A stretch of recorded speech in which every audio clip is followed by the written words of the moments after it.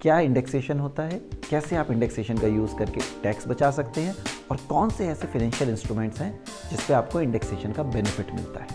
दोस्तों, मेरा नाम है अर्पित गुप्ता और मैं स्वागत करता हूं आपका माइंड योर मनी के इस एपिसोड में।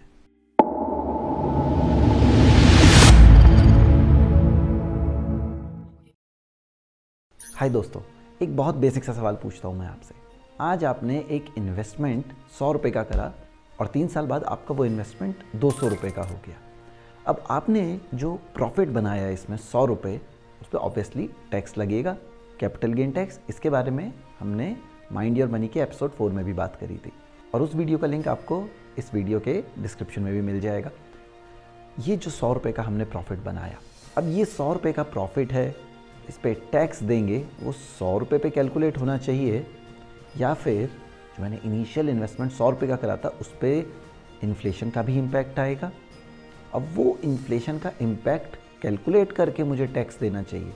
ऐसी सिचुएशन में टैक्स बचाने के लिए जो प्रोसेस यूज़ होता है उसे कहते हैं इंडेक्सेशन। जानते हैं इस वीडियो में ऑल अबाउट इंडेक्सेशन। अगर आपने इस चैनल को सब्सक्राइब नहीं करा है तो प्लीज़ इस चैनल को सब्सक्राइब करें, बेल आइकन को प्रेस करें। तो दोस्तों, सबसे पहले स्टार्ट करते हैं इंडेक्सेशन क्या होता है। अब इंडेक्सेशन ऐसे समझिए, इंडेक्सेशन एक प्रोसेस है जिसके थ्रू आप अपने इन्वेस्टमेंट्स में जो प्रॉफिट कमाया आपने, कैपिटल गेन जो हुआ है, उसको आप इन्फ्लेशन रेट से एडजस्ट कर सकते हैं और जो आपको प्रॉफिट हुआ है वो आपका प्रॉफिट एक्चुअली में आप जो आपको टैक्स पे करना है उस प्रॉफिट पे वो काफ़ी कम हो जाता है। इसी प्रोसेस को कहते हैं इंडेक्सेशन।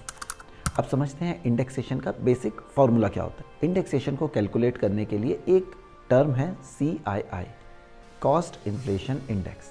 अब cost inflation index government of India की तरफ से एनुअली रिलीज्ड एक नंबर होता है जो कि बताता है, एक आपको रेफरेंस देता है कि महंगाई कितनी बढ़ रही है।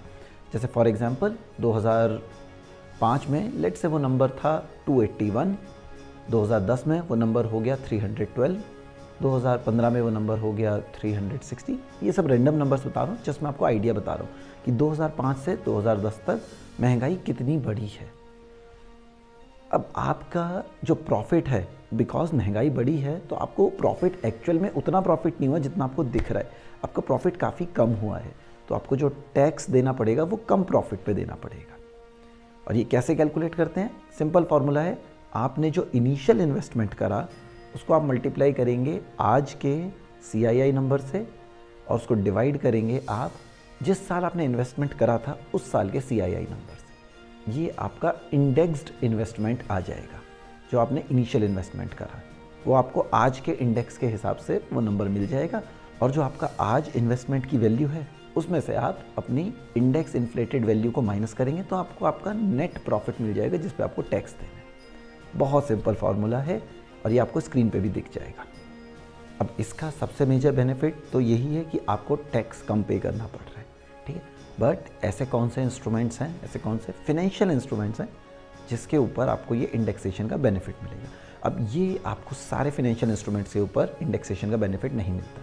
ये आपको मिलता है डेट म्यूचुअल फंड्स पे। इक्विटी म्यूचुअल फंड्स पे आपको इंडेक्सेशन का बेनिफिट नहीं मिलता। सिर्फ डेट म्यूचुअल फंड्स जो कि लॉन्ग टर्म वाले होते हैं, 3 इयर्स और मोर, सिर्फ उसमें आपको इंडेक्सेशन का बेनिफिट मिलता है।